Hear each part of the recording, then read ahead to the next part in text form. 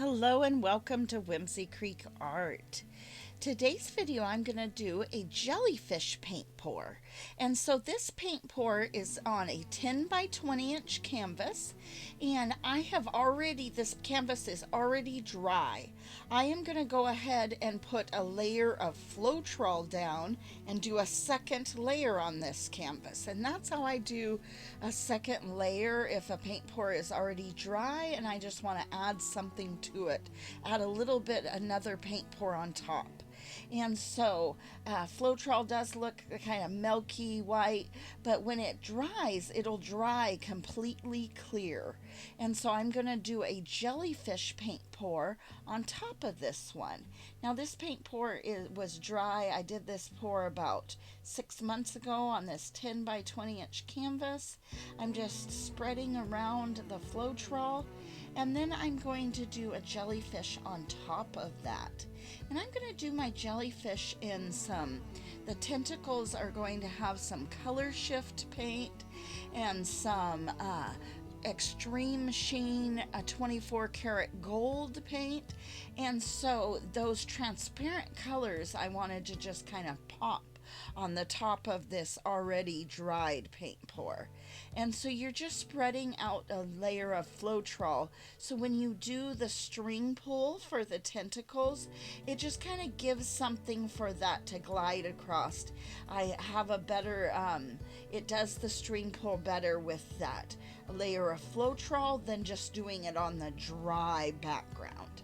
And so it just gives it something to kind of glide across. But the Floetrol will dry clear, so you will not see the Floetrol. And the dried piece is at the very end of this video. At the very end of this video, I have a close-up little portion of the dried piece. And so then you can see the background popping through and everything.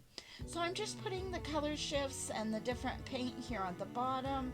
And then I've got just a piece of yarn that I'm going to go ahead and stick in there and just put the paint right down on that yarn.